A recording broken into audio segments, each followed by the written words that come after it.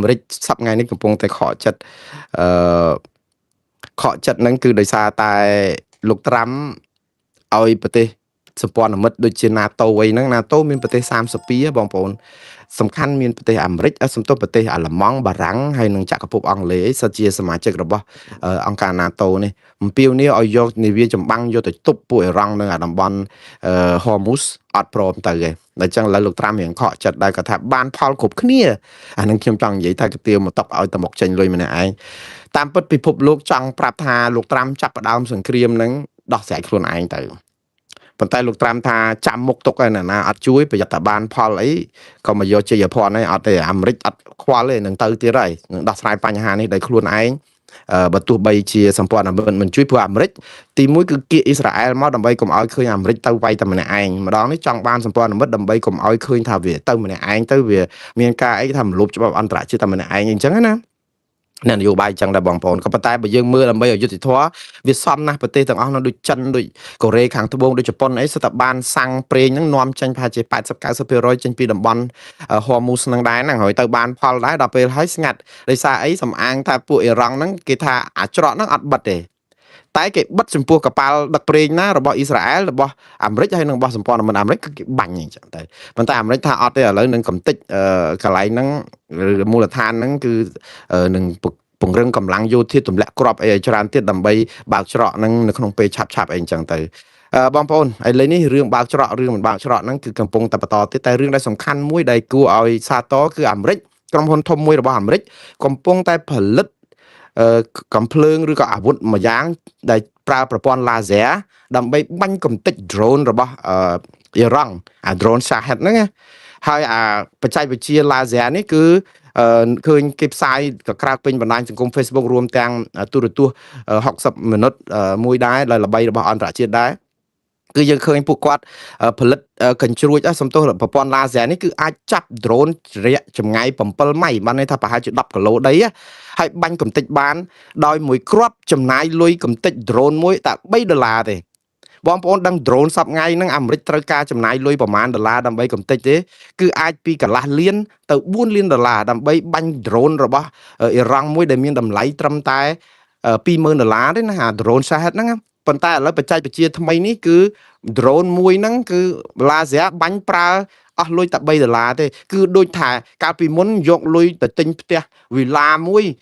ដើម្បីកំទេចអា drone មួយបានណាឥឡូវគឺតែមួយកែវទេគឺអាចកំទេច drone នឹងបានតាមប្រព័ន្ធបច្ចេកវិទ្យានេះហើយរឿងនេះគឺជារឿងមួយដែលនឹងធ្វើឲ្យសង្គ្រាមនៅអ៊ីរ៉ង់នេះកាន់តែប្រែពណ៌ដែរហើយ drone ហ្នឹងគឺនឹងអាចរងភាពបរាជ័យដោយសារតែកាំរស្មី laser ដែលបាញ់ទៅនេះហើយអាមេរិកកំពុងតែសម្រុកផលិតហើយសប្តាហ៍នេះលក់ឲ្យតែកងទ័ពអាមេរិកទេនៅពេលដែលលក់ក្រៅកងទ័ពអាមេរិកដើម្បីទៅឈូងសមុទ្រពាក់អីហ្នឹងគឺតតែសុំសភាឬក៏ប៉ង់តាហ្គនអនុម័តសេចក្តីស្នើច្បាប់អីផ្សេងទៀតប៉ុន្តែរឿងនេះបើសិនជាធ្វើដើម្បីកំទេច drone ហ្នឹងខ្ញុំជឿថាមិនយូរទេសភានឹងអនុម័តទេបាទនេះគឺជាដំណឹងល្អដែរហើយ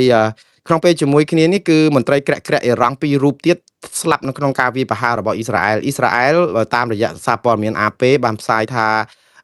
ថ្ងៃនេះគឺបាញ់សម្លាប់មេដឹកនាំក្រាក់របស់អ៊ីរ៉ង់បាន2នាក់ទៀតដែលសុទ្ធតែជាមន្ត្រីជាន់ខ្ពស់ការពារជាតិនិងលេខាធិការរបស់ក្រម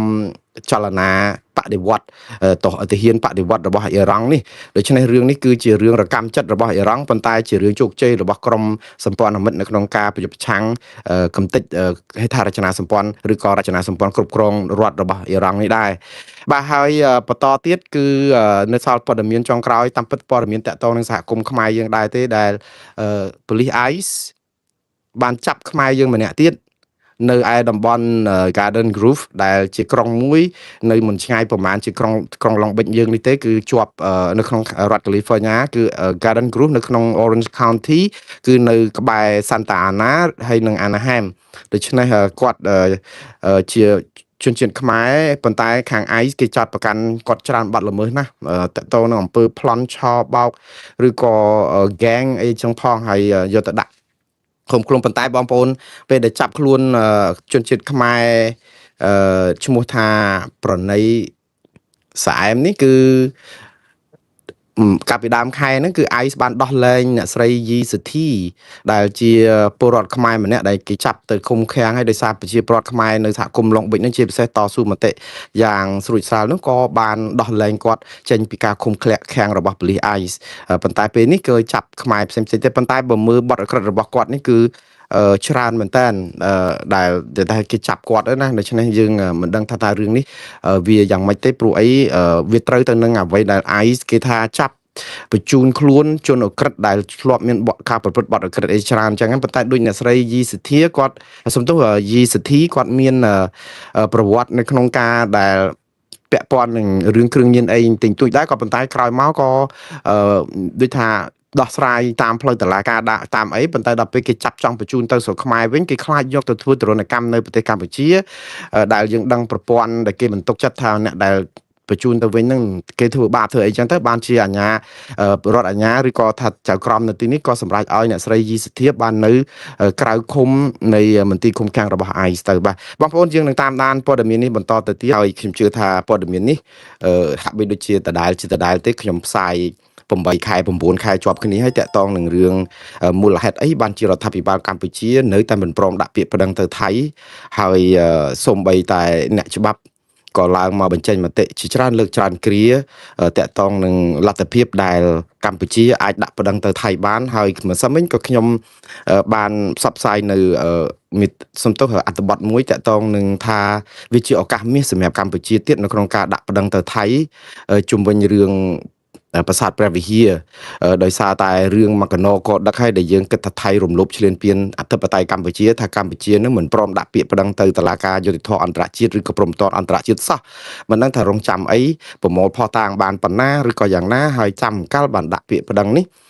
ហើយក្នុងពេលដែលកំពុងតែរងចាំដាក់ពាក្យប្តឹងនឹងក៏មានការបកស្រាយថាដាក់វាមិនកើតទេដោយសារតែថៃគេមិនទទួលយល់ព្រមយើងនឹងគេអត់មាន consent អីចឹងលាក់នឹងលាក់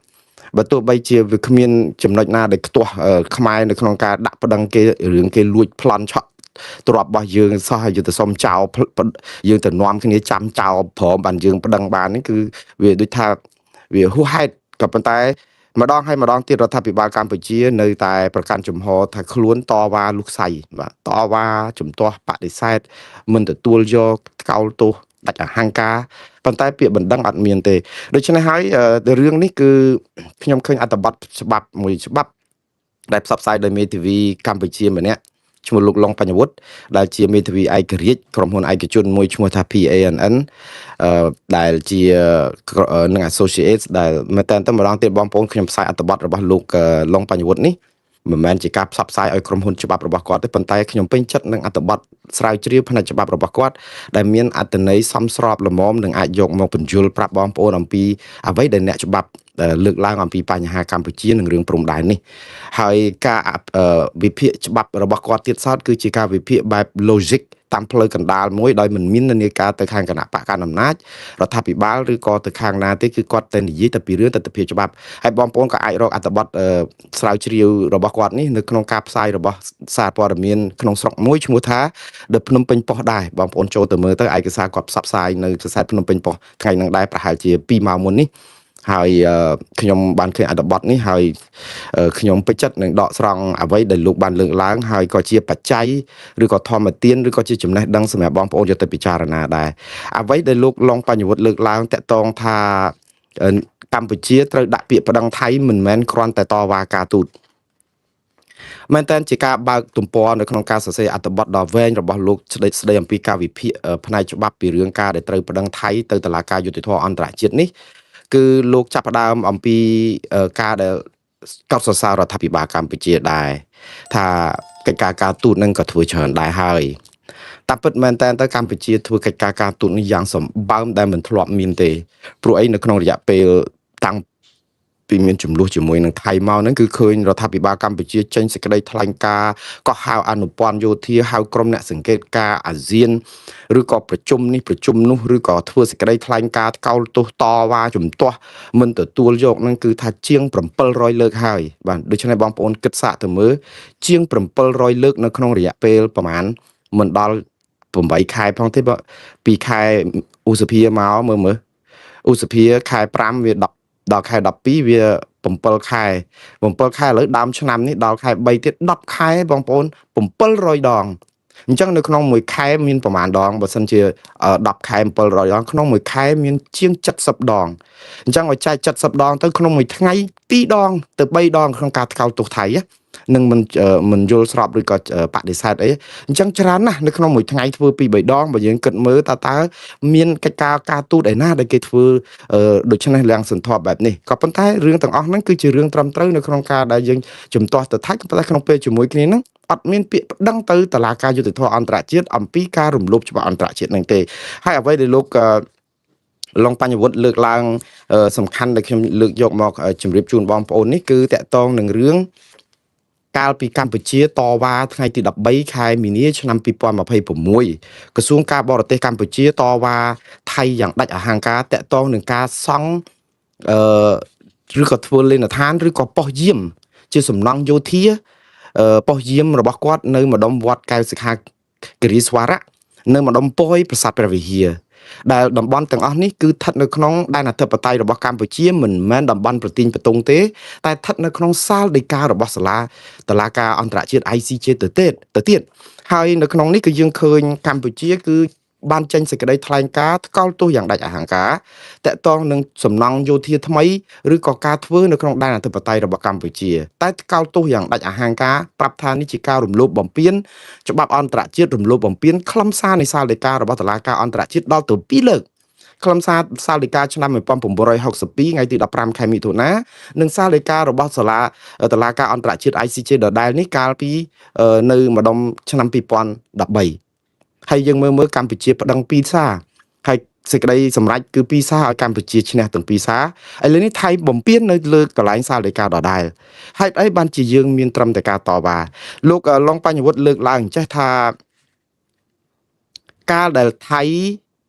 ចាប់ផ្ដើមសាងសង់ប៉ុស្តិ៍យាមសំណង់យោធាលេនដ្ឋានដាក់ទង់ជ័យនៅលើដីថៃដីខ្មែរមានទាំងប្រពុតបដិមាលក្ខណៈនៅទីតាំងជាច្រើនផ្សេងទៀតវាមិនមែនជាការដែលបង្កើតឲ្យតែមានការតវ៉ាទេគឺជាការបង្កើតឲ្យមានជាភាពប្រក្រតីនៃការរំលោភឈ្លានពានដែនអធិបតេយ្យកម្ពុជាហើយយកជាភាពស្របច្បាប់ដោយការបង្កើតភាពប្រក្រតីកម្ពុជាចេះតែតវ៉ាទៅចឹងបានគេហៅថាឆ្កែតែចេះតែព្រុសមនុស្សចេះតែដើរកម្ពុជាចេះតែតវ៉ាជាការពិតហើយជានៃការទូតក៏ប៉ុន្តែនៅពេលដែលជេរកាលរយៈពេលកាន់តែវែងយូរទៅគឺសំណង់នឹងនឹងคล้ายទៅជាសំណង់ស្របច្បាប់អ្វីទាំងអស់ហ្នឹងគឺយើងមិនអាចទៅឈូសឆាយកាយកវត្តចោលឲ្យបានទៀតទេព្រោះអីអាការតវ៉ារបស់យើងហ្នឹងគឺវាគ្រាន់តែជាការតវ៉ាការទូតលោកឡុងបញ្ញវុត្តក៏លើកឡើងដែរថាមិនជំទាស់រដ្ឋាភិបាលនៅក្នុងការដាក់កតវ៉ាផ្លូវទូតទេព្រោះអីវាជាជំហរដែលត្រូវធ្វើហើយព្រោះនៅពេលដែលគេឈ្លានពានឬក៏ធ្វើអីមួយយើងត្រូវតែឲ្យមានកំណត់ទូតអានេះគឺជារឿងត្រឹមត្រូវដែលរដ្ឋាភិបាលកម្ពុជាត្រូវធ្វើក៏ប៉ុន្តែនៅក្នុងជាមួយគ្នានេះគឺដោយសារតែការបំពាននៅតំបន់ប៉ោយប្រាសាទព្រះវិហារហើយនឹងវត្តកែវសិក្ខាគិរីស្វារៈនេះដែលជាដីរបស់ខ្មែរនៅក្នុងដែនអធិបតេយ្យដែលមាននៅក្នុងសាលដីការបស់តុលាការយុត្តិធម៌អន្តរជាតិបែបនេះលោកឡុងបញ្ញវុត្តស្នើឲ្យប្រើប្រាស់មាត្រា60នៃលក្ខន្តិកៈក្រុងរ៉ូមនៃតុលាការយុត្តិធម៌អន្តរជាតិហ្នឹងដែលនិយាយអំពីភាពស្របច្បាប់របស់ភាគីនៅក្នុងវិវាទក្នុងការស្នើឲ្យតុលាការ ICJ បកស្រាយឡើងវិញសាលដីការបស់ខ្លួនសាលដីកានេះបកស្រាយប្រមាណដងក៏បានដែរមិនមែនជាបណ្ដឹងថ្មីទេគឺជាការស្នើសុំឲ្យតុលាការនេះបកស្រាយខ្លឹមសារនៃសាលដីកាឡើងវិញព្រោះអីសាលដីកាដែលអនុញ្ញាតឲ្យកម្ពុជាគ្រប់គ្រងដែនអធិបតេយ្យនៅតំបន់ប៉ោយប្រាសាទព្រះវិហារប៉ោយហ្នឹងហើយនឹងតំបន់នៅកែវសិក្ខាគិរីស្វារៈវត្តកន្លែងហ្នឹងហេតុអីបានជាថៃនៅតែបកស្រាយថាតំបន់ហ្នឹងជាតំបន់របស់គេហើយនៅតែឈ្លានពានបានដូច្នេះហើយនេះគឺជាឱកាសសម្រាប់កម្ពុជាជាឱកាសមាសនៅក្នុងការប្តឹងទៀតមិនមែនត្រឹមតែតវ៉ាការទូទេដូច្នេះអ្វីដែលលោកឡុងបញ្ញវុត្តលើកឡើងនេះគឺវាមានច្រើនណាស់បងប្អូន8ទំព័រខ្ញុំគ្រាន់តែសង្ខេបនៃខ្លីតាមប៉ុណ្ណឹងលោកថាកម្ពុជាអត់ត្រូវការយល់ព្រមពីភាគីណាទាំងអស់នៅក្នុងការដាក់ប្តឹងទៅតុលាការយុត្តិធម៌អន្តរជាតិព្រោះនេះមិនមែនជាបណ្ដឹងថ្មីទី1ទី2គឺជាការស្នើសុំឲ្យបកស្រាយខ្លឹមសារសាលដីកាចាស់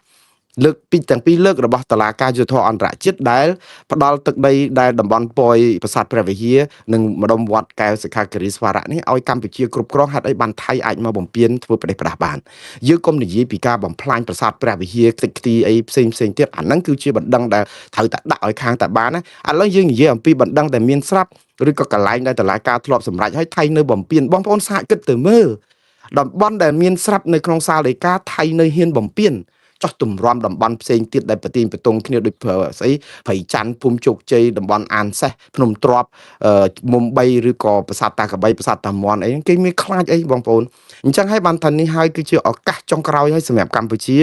នៅក្នុងការដាក់ប្តឹងទៅតុលាការយុត្តិធម៌អន្តរជាតិសូមឲ្យបកស្រាយសាលក្រមនិងផែនទីខ្នាត1លើ200,000ដើម្បីឲ្យតំបន់ប្រាសាទព្រះវិហារនេះដាច់ស្រេចហើយក៏ជាឱកាសមាសសម្រាប់កម្ពុជាដែរនៅក្នុងការដាក់ភ្ជាប់ទាំងអស់តែម្ដងទៅតំបន់ទាំង40-50កន្លែងដែលថៃទន្ទ្រានឈ្លានពាននឹងព្រោះវាមាននៅក្នុងផែនទីខ្នាត1លើ200,000នេះហើយជាឱកាសដែលដាក់ពាក្យប្តឹងទៅតុលាការយុត្តិធម៌អន្តរជាតិហើយនៅក្នុងពេលជាមួយគ្នានឹងលោកឡុងបញ្ញវុฒิក៏បានលើកឡើងអំពីចំណុចមួយតាក់ទងនឹងការបកស្រាយមានមាត្រា40នៅក្នុងលក្ខន្តិកៈរបស់ក្រុងរ៉ូមនឹងបានចែងទៀតថាពេលដែលកម្ពុជាដាក់ពាក្យប្តឹងទៅតុលាការយុត្តិធម៌អន្តរជាតិ ICJ សុំឲ្យបកស្រាយសាលដីកាឡើងវិញដើម្បីទប់ការឈ្លានពានរបស់ថៃក៏អាចសុំវិធានការបណ្ដោះអាសន្នមួយដែលដូចជាក្នុងដីកាកម្ពុជាដែលយើងស្គាល់ថាជាដីការរក្សាការពារគឺជាដីកាមួយដើម្បីស្នើសុំឲ្យតុលាការយុត្តិធម៌អន្តរជាតិនឹងចេញប្រាប់ថាថៃមិនអាចសាងសង់សំណង់អីបានទាំងអស់មិនអាចសាងសង់លេនដ្ឋានមិនអាចធ្វើប៉ុស្តិ៍យាមមិនអាចធ្វើសំណង់រូបវ័ន្តអីទាំងអស់នៅលើដែនដីដែលកំពុងមានវិវាទដល់ពេលយើងដាក់ប្តឹងទៅដូច្នេះមានតែវិធីនេះទេដែលទប់ថៃមិនឲ្យធ្វើអីគ្រប់បែបយ៉ាងបើអត់ទេថៃសម្អល់ក្នុងខោកាយរាល់ថ្ងៃបងប្អូនមើលកាយរាល់ថ្ងៃខ្មែរយើងក៏កាយឆ្លោះគ្នាថៃកកាយដីចូលក្នុងដីដែនអធិបតេយ្យរបស់យើងមើលថាតើអ្នកណាចំណេញអ្នកណាខាតហើយអ្នកដែលបាត់បង់ច្រើនជាងគេហើយនៅសង្ឃឹមថាថៃនឹងប្រទៀនខ្ជាក់មកវិញនេះគឺទៅសុំភ្លើងយក្សហើយដូច្នេះខ្ញុំគិតថាអត្ថបទច្បាប់របស់លោកឡុងបញ្ញវុฒิនេះមានខ្លឹមសារនិងអត្ថន័យគ្រប់គ្រាន់សម្រាប់បញ្ញវន្តអ្នកច្បាប់កម្ពុជានឹងយកទៅពិចារណាព្រោះអ្វីដែលលោកសន្និដ្ឋានជាចុងក្រោយលោកថារឿងសំខាន់ណាស់អ្វីអត់មានមន្ទិលទេនៅពេលនេះគឺព្រំដែនកម្ពុជាត្រូវកំណត់ដោយច្បាប់គឺច្បាប់អន្តរជាតិមានភាពច្បាស់លាស់ដូច្នេះគឺយើងមិនត្រូវអនុញ្ញាតឲ្យថៃគូសវាសព្រំដែនឡើងវិញហើយរៀបចំហេដ្ឋារចនាសម្ព័ន្ធទន្ទ្រានឈ្លានពានកាយរាល់ថ្ងៃនឹងហើយយូរទៅធ្វើឲ្យរបស់ទាំងអស់នឹងคล้ายទៅជារឿងស្របច្បាប់របស់ថៃដោយសារតែយើងមិនប្តឹងទៅតុលាការយុត្តិធម៌អន្តរជាតិដើម្បីឲ្យតុលាការនេះដោះស្រាយនិងផ្ដល់ភាពយុត្តិធម៌ឲ្យមកកម្ពុជាបាទហើយខ្ញុំសង្ខេបខ្លឹមសារនេះត្រឹមប៉ុណ្ណេះហើយខ្ញុំជឿថានេះមិនមែនជាគំនិតរបស់មួងណារ៉េទេខ្ញុំក៏នៅតែយល់ថា100%ហើយដែលខ្មែរយើងអាចប្តឹងថៃបានដោយមិនមានបញ្ហាទេក៏ប៉ុន្តែដើម្បីឲ្យបងប្អូនអស់ចិត្តថាតើអ្នកច្បាប់កម្ពុជាគេនិយាយថាម៉េចហើយការដែលនាំគ្នារារែកចិត្តឬក៏នាំគ្នាបន្តិចប្រអាក់ប្រាប់ថាប្តឹងមិនបានអីទេមិនដឹងថាអស់លោកមានចេតនាអីខ្ញុំកំពុងតែឆ្ងល់ហេតុអីបានជាស្រុកយើងកំពុងតែមានទុកដីយើងកំពុងតែត្រូវគេលេបត្របាក់ទ័ពយើងមិនអាចទៅវាយដណ្ដើមដីយើងពីគេមកបានតាមចំនួនប្រដាប់អាវុធទេយើងមានអីទៀតដែលនៅសេសសល់ចុងក្រោយសេចក្តីសង្ឃឹមរបស់យើងគឺមានតែតុលាការយុត្តិធម៌អន្តរជាតិនឹងតើដែលជាអាវុធគ្មានផ្សែងដែលជាឥទ្ធិពលដ៏មហិមាមិនត្រូវការច្បាំងគ្នាមិនត្រូវការឆ្លោះគ្នាទេហើយរឿងនេះក៏មិនមែនជាការប្រឈមដាក់គ្នាដែរយើងប្តឹងទៅតុលាការយុត្តិធម៌អន្តរជាតិមិនមែនជាការញុះញង់ដើម្បីឲ្យចំនួនប្រដាប់អាវុធនេះកាន់តែកក្រើកទេអត់ទេគឺជាការធ្វើឲ្យស្ថានភាពស្ងប់ទៅវិញពួកអីតុលាការគេដោះស្រាយវាមានយកចុងកណ្ដុងយកទៅដោះស្រាយឯណាផ្ទុយទៅវិញការដែលមិនប្តឹងទៅតុលាការយុត្តិធម៌អន្តរជាតិហើយបណ្ដោយឲ្យថៃចាប់ផ្ដើមកកាយធ្វើគ្រប់ហេដ្ឋារចនាសម្ព័ន្ធឲ្យប្រជាពលរដ្ឋយើងក្តៅក្រហាយកងទ័ពយើងមានការឈឺចាប់ពុទ្ធិហានយើងស្លាប់អស់មួយកណោហើយគេនៅតែក៏ក្លឿនបំពេញឈ្លានពានចូលដែនអធិបតេយ្យរបស់យើងហើយយើងនៅស្ងៀមស្ងាត់យើងនៅស្ងប់ស្ងាត់គេថាស្ងប់ស្ងាត់មិនស្ងប់ស្ងៀមទេតែឥឡូវអាស្ងាត់ក៏ស្ងាត់អាស្ងៀមក៏ស្ងៀមដែរព្រោះយើងអាចបានប្តឹងដូច្នេះទាំងអស់នេះហើយដែលជាការធ្វើឲ្យស្ថានភាពហ្នឹងកាន់តែក្តៅទៅវិញពួកអី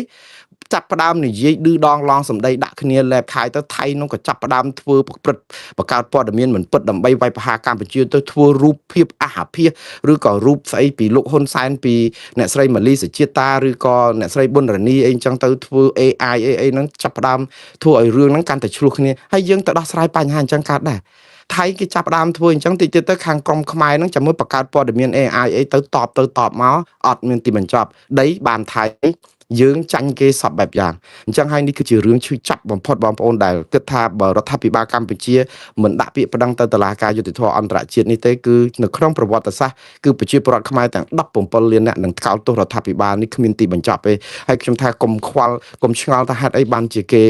ចេះតែរករឿងចេះតែនិយាយថាយើងហេតុអីបានជាមិនដោះស្រាយបញ្ហាហ្នឹងហើយយើងចេះតែយកនយោបាយប្រជាពិធដ្ឋមកស្អំចិត្តថាយើងនឹងយកតតែបានយើងនឹងទាមទារយន្តការអន្តរជាតិយើងនឹងប្រើយន្តការការទូតប្រើឲ្យតា700លើកជាងហើយមើលឃើញថៃធ្លាក់ខ្ជាក់បានបន្តិចទេអាវិធានការយើងកាន់តែការទូតយើងកាន់តែក្តៅកាន់តែនាំអីអ្នកសង្កេតការអាស៊ាននឹងកាន់តែខ្លាំងទៅព្រំដែនកាន់តែនាំអនុព័ន្ធយោធាទៅកាន់តែព្រំដែនកាន់តែនាំអ្នកអីផ្សព្វផ្សាយព័ត៌មានស្អីដូចលោក Michael Alfaro អីទៅព្រំដែនគេយកកាន់តែច្រើនបានផលអីហ្នឹង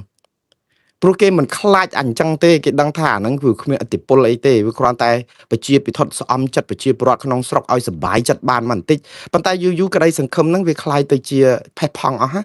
ចឹងបានថាសង្ឃឹមចុងក្រោយរបស់កម្ពុជាអត់មានតែទៀមទាធ្វើសង្គ្រាមអីទាំងអស់គឺត្រូវការដាក់ពាក្យប្តឹងអញ្ចឹងហើយបានខ្ញុំអាណិតរដ្ឋាភិបាលក្រៅប្រទេសនេះដែលពេលឃើញរដ្ឋាភិបាលក្នុងប្រទេសអត់ដាក់ហ្នឹងពេលខ្លះដូចលោកអ៊ុំសំអាននេះមកលើកដៃសាពះអង្វរលោកហ៊ុនម៉ាណែតតែបងប្អូនសហគិតមើលមន្ត្រីជាន់ខ្ពស់រដ្ឋាភិបាលក្រៅប្រទេសមួយលើកដៃ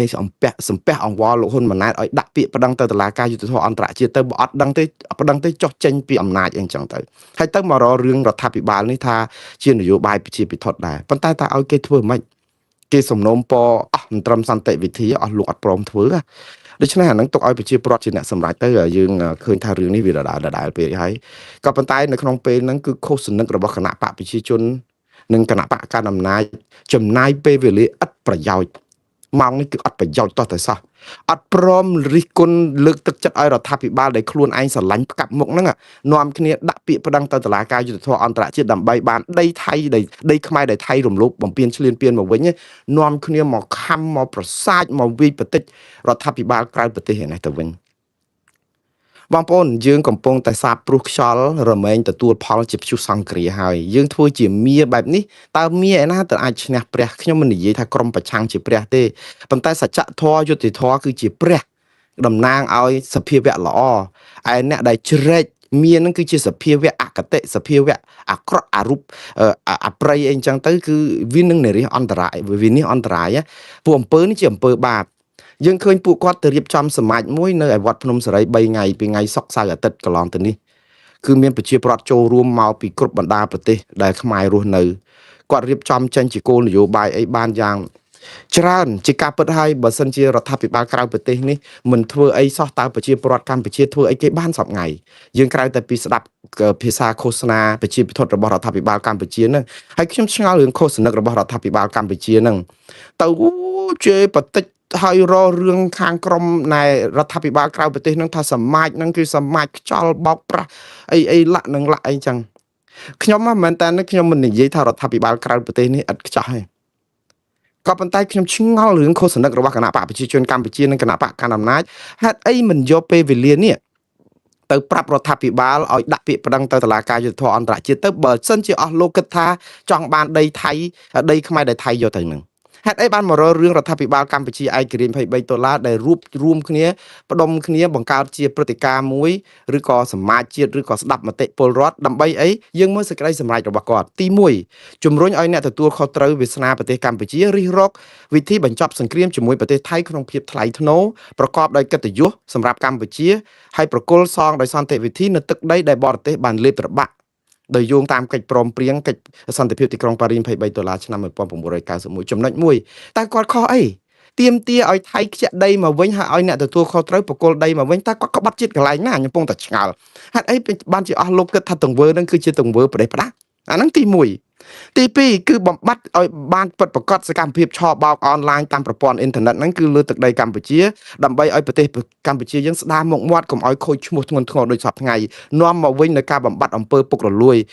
នាំមកសន្តិសុខសង្គមបំបត្តិអំពើអសន្តិសុខសង្គមនាំមកយុត្តិធម៌បំបត្តិអំពើយុត្តិធម៌ដើម្បីឲ្យខ្មែរយើងកាន់តែខ្លាំងហើយអាហ្នឹងវាខុសអី បំបត្តិអំពើអយុត្តិធម៌បំបត្តិអំពើពុករលួយបំបត្តិការឆោបបោកអនឡាញចង់ឲ្យមេខ្លោមក្រាក់អនឡាញហ្នឹងត្រូវគេចាប់យកមកទទួលខុសត្រូវវាខុសអីរដ្ឋាភិបាលក្រៅប្រទេសហ្នឹងក៏ធ្វើនៅខុសអីខ្មែរក្រៅប្រទេសហ្នឹងមានកំហុសអីអស់លោកចុះបើក្នុងប្រទេសធ្វើមិនកើតបើគាត់និយាយប៉ុណ្ណឹងខុសអីបើគាត់ជាអ្នកកាន់រដ្ឋាភិបាលគាត់ច្បាស់ជាធ្វើរឿងទាំងអស់ហ្នឹងតើបានប្រយោជន៍ទៅអ្នកណាអត់មានអំពើពុករលួយមានសន្តិសុខឡើងវិញមានយុត្តិធម៌សង្គមហើយបានប្រយោជន៍អ្នកណាប្រជាពលរដ្ឋតែ17លានអ្នកហេតុអីបានជាអស់លោកមើលឃើញថានឹងជាអំពើផ្ដេសផ្ដាស់ទៅវិញចំណុចទី3គាត់ថាមិនទទួលស្គាល់រដ្ឋាភិបាលក្រុងភ្នំពេញបច្ចុប្បន្នដែលកើតចេញពីការលួចបន្លំសន្លឹកឆ្នោតនិងលួចអំណាចពីប្រជារាស្ត្រហើយដែលមិនអាចបំពេញបេសកកម្មស្ដារប្រទេសជាតិបានវិញគាត់និយាយនេះគឺមិនមែនជាសាររបស់គណៈបកសង្គ្រោះជាតិឬក៏រដ្ឋាភិបាលក្រៅប្រទេសទេគឺជាសម្ដីរបស់អង្គការសហប្រជាជាតិអង្គការឃ្លាំមើលអន្តរជាតិដែលគេរកឃើញរបាយការណ៍ថាការបោះឆ្នោតកន្លងទៅអត់មានភាពសេរីត្រឹមត្រូវនឹងយុត្តិធម៌ទេព្រោះអីអត់មានគណៈបកប្រឆាំងចូលរួមអញ្ចឹងអ្នកដែលឡើងមកកាន់អំណាចគឺជាការកាន់អំណាចមិនស្របច្បាប់តាមឆន្ទៈរាស្ត្រទេព្រោះអីយើងបំផ្លាញគណៈបកគេចោលអត់ឲ្យមេដឹកនាំគេលោកកឹមសុខាជាប់គុកគណៈបកប្រឆាំងនៅក្រៅប្រទេសចង់អស់ដាក់ទោសពន្ធនាគារដកសញ្ជាតិឬក៏មិនឲ្យដកវីសាឬក៏ប៉ាសពតគេអីមិនឲ្យចូលរួមប្រកួតប្រជែងអីអ្នកណាឡើងបាច់តិចមកក្តិចងើបមួយវាយមួយតើកន្លែងហ្នឹងគណៈបករដ្ឋាភិបាលអ្នកនិយាយឬក៏ទស្សនៈទូទៅរបស់ពិភពលោកអន្តរជាតិគេយល់ថាយើងអត់មានសេរីភាពគឺអន្តរជាតិគេថ្កោលទោសអាមេរិកក៏គេថ្កោលទោស EBA ក៏គេដក 20% ដោយសារតែរឿងយើងគ្រប់គ្រងតាមបែបផ្ដាច់ការអញ្ចឹងហេតុអីបានជារឿងនេះវាទៅជាបន្ទោសរដ្ឋាភិបាលក្រៅប្រទេសថាធ្វើមិនបានការគាត់ធ្វើទៅតាមតែអ្វីដែលជាការរកឃើញរបស់អង្គការសហជីវជាតិដែរហ្នឹងទី4ទទួលស្គាល់នឹងដើរតាមរដ្ឋាភិបាលកម្ពុជាឯករាជ្យ$23ដែលជាតំណាងឆន្ទៈប្រជារាស្ត្រពិតប្រាកដដែលលោកសំរងស៊ីជាប្រមុខចុះមានខុសអីរដ្ឋាភិបាលក្រៅប្រទេសក៏គេមានអ្នកគ្រប់គ្រងរបស់គេដែរយើងគ្រប់គ្រងគណៈបកប្រជាជនគ្រប់គ្រងទៅក៏ប៉ុន្តែរដ្ឋាភិបាលក្រៅប្រទេសរឿងក៏គណៈបកសង្គ្រោះជាតិនេះកាលពីមុនមានអ្នកបោះឆ្នោតដល់កន្លះប្រទេសហើយរំលាយគេចោលហើយអង្គការគេរៀបចំមកដើម្បីរកយុត្តិធម៌ខ្លួនគេឲ្យគេធ្វើអីឲ្យគេទៅបំពាក់អាវុធដើម្បីឆ្លោះគ្នាកាប់ចាក់គ្នាឬយ៉ាងម៉េចនេះគឺវិធីតស៊ូមតិដោយសន្តិវិធីហ្នឹងមានទៅបំពាក់អាវុធមានទៅបាញ់កំជ្រួចផ្លោងឬដ្រូនឯណានេះគឺជាការតស៊ូហេតុអីបានជាអស់លោកគិតថារឿងហ្នឹងរឿងខុសទី5គាត់អំពាវនាវឲ្យប្រជាពលរដ្ឋខ្មែរអ្នកស្នេហាជាតិនិងប្រជាធិបតេយ្យគ្រប់ទិសទីគ្រប់មជ្ឈដ្ឋានគ្រប់និន្នាការនយោបាយរួបរวมគ្នាជាធ្លុងមួយដើម្បីដណ្ដើមប្រទេសកម្ពុជាពីលោកហ៊ុនសែននិងគ្រួសារតកូលហ៊ុនយកមកប្រគល់សងប្រជាពលរដ្ឋខ្មែរដែលម្ចាស់ទឹកដីតែមួយគត់ឃ្លានេះវារៀងខ្លាំងបន្តិចដែលថាទៅដណ្ដើមអំណាចពីគ្រួសារតកូលហ៊ុនណាវារៀងខ្លាំងបន្តិចព្រោះសំដៅទៅលើក្រុមគ្រួសារប៉ុន្តែមិនហួសហេតុពេកទេតែកម្ពុជាសពថ្ងៃគ្រប់គ្រងដោយអ្នកណាឲ្យប្រកាសគ្រួសារតកូលហ៊ុនឪពុកកាន់អំណាចឲ្យកូនកាន់អំណាចឥឡូវកាច់ចកូននឹងទៀតហើយក្រុមគ្រួសារនៅគ្រប់ក្រសួងមន្ទីរសិទ្ធិតកូលសិទ្ធិបពពួកនិយមទាំងអស់សំបីតែក្រសួងប្រយុទ្ធឆាំងអំពើពុករលួយមានមកសបុកនៅនឹងគ្រួសារលោកអមយុនទៀងនៅនឹងអីចឹងទៅប្រយុទ្ធប្រឆាំងអំពើពុករលួយអាម៉េចបើមកសបុកក្រុមគ្រួសារឯងនៅក្នុងស្ថាប័នតែមួយអីចឹងហើយវាធ្វើអត់កើតចង់និយាយថាឲ្យដល់អញ្ចឹងគាត់និយាយចឹងក៏ខុសបើយើងខុសបើឈឺចាប់ជាមួយគណៈបកប្រឆាំងណាកុំទៅរករឿងសមាជគាត់ត្រូវរករឿងរដ្ឋាភិបាលកម្ពុជាមើលថាចំណុចទាំងអស់ហ្នឹងយើងបានធ្វើអីគេខ្លះគាត់និយាយនឹងត្រូវអត់រឿងទឹកដីបាត់ទឹកដីរឿងអំពើពុករលួយរឿងឆោបបោករឿងរំលោភបំផ្លាញសិទ្ធិមនុស្សក្នុងប្រជាធិបតេយ្យរឿងបោះឆ្នោតរឿងអីគឺសុទ្ធតែជារឿងតថភាពចាក់ស្ដែងនៅក្នុងសង្គមដែលកើតឡើងមកអាយុតែយើងអត់កែ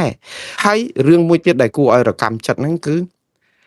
បងប្អូនដែលនៅខ្មែរនៅក្រៅប្រទេសនឹងមួយចំនួនហ្នឹងហាក់បីដូចជាយល់ថា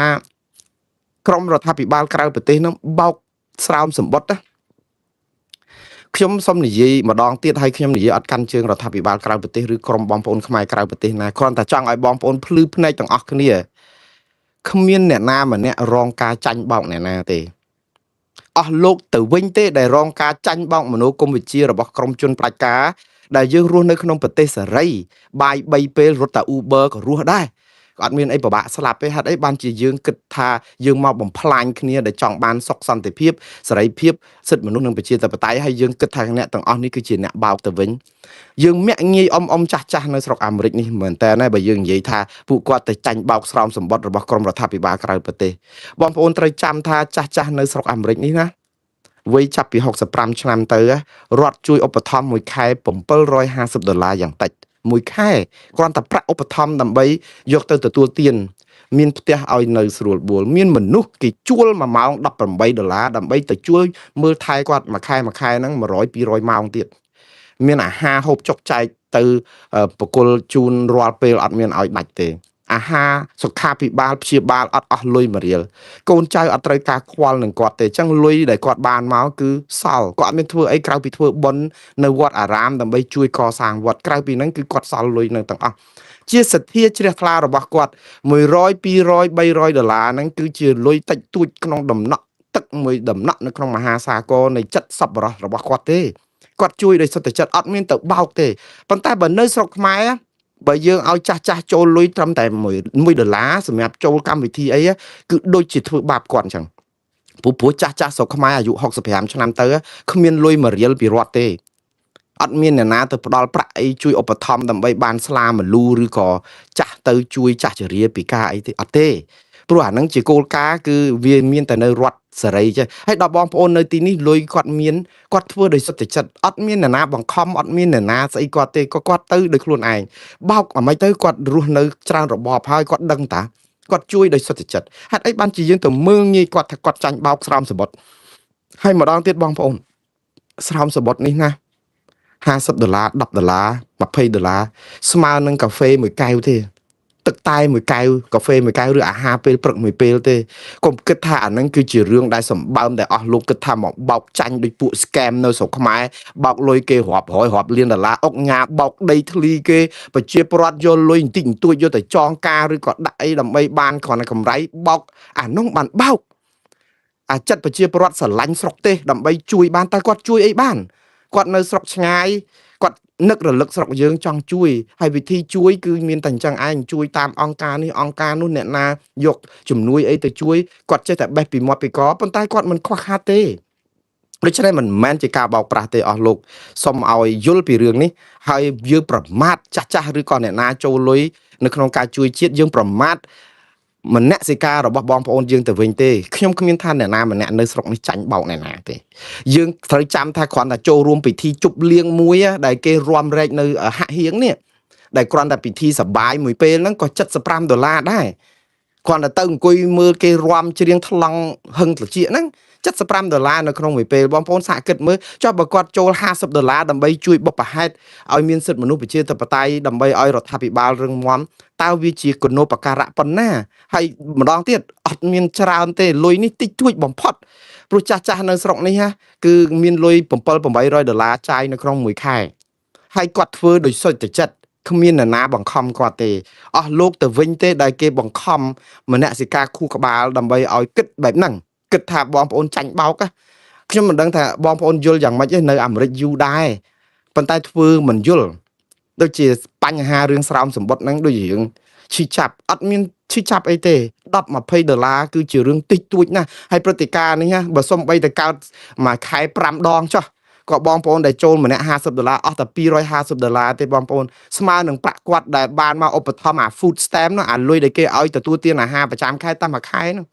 យកទៅជួយចុះនៅលុយអ្វីដែលគេជួយឧបត្ថម្ភផ្សេងទៀតមកកណោហើយកូនចៅមកកណោគេរកបានគេជួយគាត់ដូច្នេះគាត់អត់មានបញ្ហាអីទាំងអស់គឺការស្រឡាញ់អញ្ចឹងកុំឲ្យយើងនាំគ្នានិយាយបន្តិចផ្អាកការស្រឡាញ់របស់គាត់នៅក្នុងការជួយជាតិយើងទី2គឺមួយទៀតគឺតកតងនឹងវិលមកស្រុកខ្មែរវិញនិយាយពីវប្បធម៌និយាយការពិតជាងនិយាយការពៀគួរនាំគ្នាលើកដំកើងនេះយើងទាំងអស់គ្នាខ្មែរនៅក្រៅប្រទេសដែលលក់ខួរក្បាលឲ្យក្រោមអំណាចបាយ3ពេលហ្នឹងក៏គូគិតមកវិញនាំគ្នានិយាយការពិតខ្លះទៅវាមិនបានស្អីទេកោកសឹកមាត់តដោកឆ្អិតតែពោះកបីអស់លោកអត់ចេះហត់ទេខ្ញុំកំពុងតែឆ្ងល់បើយើងចំណាយពេលវេលាហ្នឹងទៅនិយាយរិះគន់រដ្ឋាភិបាលប្រហែលជាចំណេញជាងហើយមករិះគន់គ្នាដែលខំប្រឹងជួយធ្វើដែរប្រយ័ត្នបាបកម្មនិយាយការពិតគឺថ្ងៃនេះ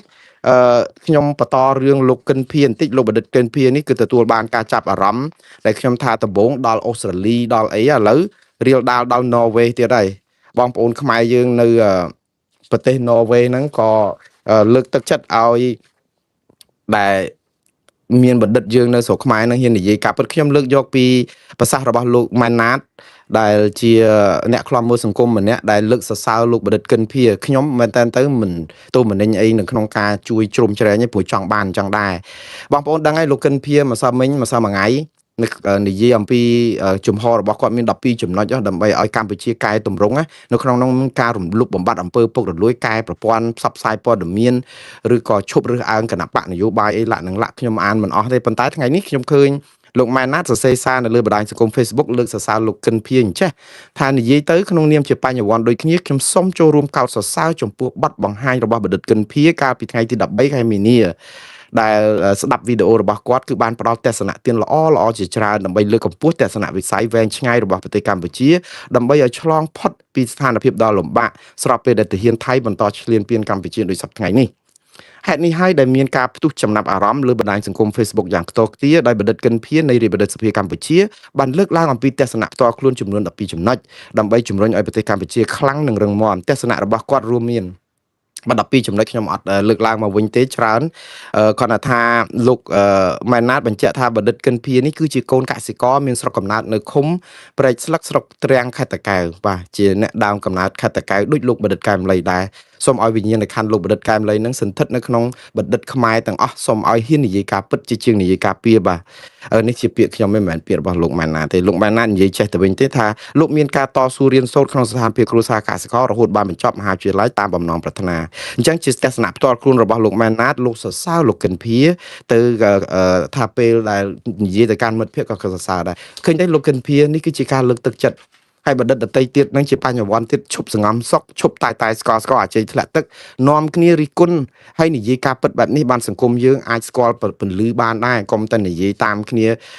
តែស្កយើងធ្លាក់ទឹកធ្លាក់ភុកគ្រប់គ្នាហើយបាទឥឡូវនេះគឺខ្ញុំចូលដល់តកតងនឹងរឿងបញ្ហាសាំងឡើងថ្លៃម្ដងបងប្អូនសាំងនៅកម្ពុជាឡើងថ្លៃប្រហែលថ្ងៃក្រោយរដ្ឋមន្ត្រីពាណិជ្ជកម្មថាមានដំណឹងល្អរដ្ឋមន្ត្រីពាណិជ្ជកម្មអ្នកស្រីចំនិមលកាលពីថ្ងៃទី12ខែមីនាគាត់ថាយប់ហ្នឹងស្អែកហ្នឹងឆ្លងទៅមានដំណឹងល្អសាំងចុះថ្លៃតាំងពីគាត់និយាយមកសាំងឡើងរហូតកាលគាត់និយាយដំបូងសាំងនៅត្រឹម5000 4000ជាង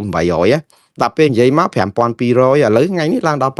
5500ចាប់ពីថ្ងៃទី17នេះទៅគឺសាំងឡើងមក5500ក្នុង1លីត្រមួយសុទ្ធឬក៏សាំងស៊ូពែអីហ្នឹងគឺឡើងយ៉ាងសន្ធាប់អ្នកដែលធ្លាប់ប្រើឡានមួយសុទ្ធដែលធ្លាប់គិតថាមួយសុទ្ធថោកឥឡូវខកចិត្តច្រើនដែរប៉ុន្តែរឿងនេះកុំបន្ទោសអ្នកស្រីចំនិមលជួនកាលគាត់ចង់សบายចិត្តឲ្យបងប្អូនយើងបានដឹងដែរថាថ្នាក់ដឹកនាំក៏ចង់ឲ្យសាំងចុះថោកដែរមិនអញ្ចឹងណាប៉ុន្តែរឿងនេះរឿងពិភពលោកមិនមែនតែឡើងតែនៅខ្មែរទេនៅអាមេរិកនេះក៏ឡើងដែរគ្រាន់តែអាមេរិកឡើងមិនច្រើនទេព្រោះអីយើងឡើង1 gallon ដូចជា30% ប្រកាសពីមុន1 gallon ដូចជាប្រហែល$4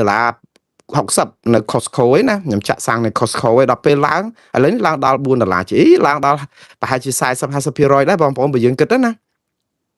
អញ្ចឹងបានន័យថាសាំងឥឡូវឡើងដល់1 gallon $5ជាងឯងវាឡើងជាង$1 1 gallon វាមាន4លីត្រអញ្ចឹង4លីត្រវាជាង$5អញ្ចឹង1លីត្រ$1ជាងហើយបងប្អូនកុំប្រៀបធៀបសាំងខ្មែរនិងសាំងអាមេរិកឲ្យសោះណាកុំថាសាំងអាមេរិក$1ជាងដូចតែខ្មែរដែរខ្មែរ5500ដូច$1ជាងដែរអត់ដូចគ្នាទេបងប្អូនសាំងនៅអាមេរិក$1កន្លះចុះខ្ញុំឲ្យមកថា1លីត្រ$1កន្លះចុះសាំងខ្មែរ1លីត្រ$1សំបីតា30 សេនចុះថាថោកជាងសាំង1លីត្រនៅអាមេរិកអាមេរិកសាំងថ្លៃជាងក៏សាំងខ្មែរថ្លៃជាងអាមេរិក10 ដងដែរព្រោះយើងអត់ប្រៀបធៀបតម្លៃសាំងអាមេរិកប៉ុណ្ណឹងព្រោះអីជីវភាពរស់នៅរបស់យើងវាទាបណាស់យើងត្រូវចាំថាបើសាំង1លីត្រ$6000រៀលឬក៏$5500រៀលប្រាក់ខែកម្មករកាត់ដេរ$204នៅក្នុងមួយខែបងប្អូនយក$204មកចែកនឹងថ្លៃសាំងខ្ញុំនិយាយពីក្បាច់ស្រីសាមញ្ញស្រួលយល់បើយក$204មកចែកនៅ$1កន្លះឧទាហរណ៍ណាតើបងប្អូននឹងឃើញថាសាំងស្មើនឹងប៉ុន្មានភាគរយនៃប្រាក់ខែរបស់កម្មករកាត់ដេរប៉ុន្តែបើបងប្អូនយកសាំង1លីត្រ$1កន្លះនៅអាមេរិកដែលយើងគិតថាថ្លៃជាងនៅខ្មែរមកប្រៀបធៀបនឹងប្រាក់បៀវត្សប្រាក់ដែលគេរកបានមួយខែយ៉ាងតិច$3500ហើយយកទៅចែកនឹង$1កន្លះតើយើងឃើញវាខុសគ្នាឆ្ងាយប៉ុណ្ណាទេបងប្អូនអញ្ចឹងកុំប្រៀបធៀបថាសាំងអាមេរិកថ្លៃជាងនៅស្រុកខ្មែរអត់ទេសាំងអាមេរិកដើម្បីឲ្យថ្លៃជាងស្រុកខ្មែរគឺតើតែ1លីត្រ$100អាហ្នឹងថ្លៃសឹងតែប្រហាក់ប្រហែលនឹងសាំងនៅស្រុកខ្មែរផងបើយើងនិយាយពីមធ្យមភាពអញ្ចឹងកុំប្រៀបធៀបក្នុងន័យនឹងអីនាំឲ្យប្រជាពលរដ្ឋមានភាពច្បុកច្បល់ព្រោះយើងមិនអាចប្រៀបធៀបបែបហ្នឹងទេសាំងនៅស្រុកខ្មែរគឺថ្លៃណាស់បើប្រៀបធៀបនឹងជីវភាពរស់នៅរបស់ប្រជាពលរដ្ឋថ្លៃមែនតើហើយមកដល់ម៉ោងហ្នឹងគឺអាពន្ធអាករពិសេសពន្ធអីហ្នឹងគឺរដ្ឋាភិបាលនៅតែអត់ដកចេញពីសាំងទេអញ្ចឹងហើយដែលធ្វើឲ្យប្រេងឥន្ធនៈហ្នឹងអាចចុះថោកបានណា បើយើងដកចោលអស់ពន្ធកបន្ថែមពន្ធពិសេសអីហ្នឹងគឺច្បាស់ណាស់សាំងហ្នឹងគឺវាអាចចុះ1000រៀលអីមកនៅត្រឹម4500អីចឹងដែរប៉ុន្តែមកពេលនេះគឺរដ្ឋាភិបាលនៅតែប្រកាសប្រើយកពន្ធកពន្ធអីហ្នឹងពន្ធពិសេសហ្នឹងដដែលបាទឥឡូវនេះយើងទ្រាំទៀតទៅបងប្អូនយើងថាប្រហែល21ថ្ងៃឯដែលមានស្តុកឥឡូវបានអស់មួយអាទិត្យហើយនៅសល់តែប្រហែលជា10ថ្ងៃជាងទៀតបើសិនជាស្ថានភាពនេះនៅតែដដាប់ដដួសយើងនឹងអស់សាំងប្រើក៏ប៉ុន្តែយ៉ាងណាយើងដឹងហើយថានៅអាមេរិកក៏គេខំប្រឹងប្រែងដើម្បីធ្វើយ៉ាងម៉េចឲ្យសាំងនឹងបញ្ចេញទៅទីផ្សារឬក៏ទប់អាច្រក Hormuz នឹងឲ្យបានដើម្បីឲ្យពិភពលោកនឹងមានសាំងប្រេងឥន្ធនៈឡើងវិញតែយ៉ាងណាបងប្អូន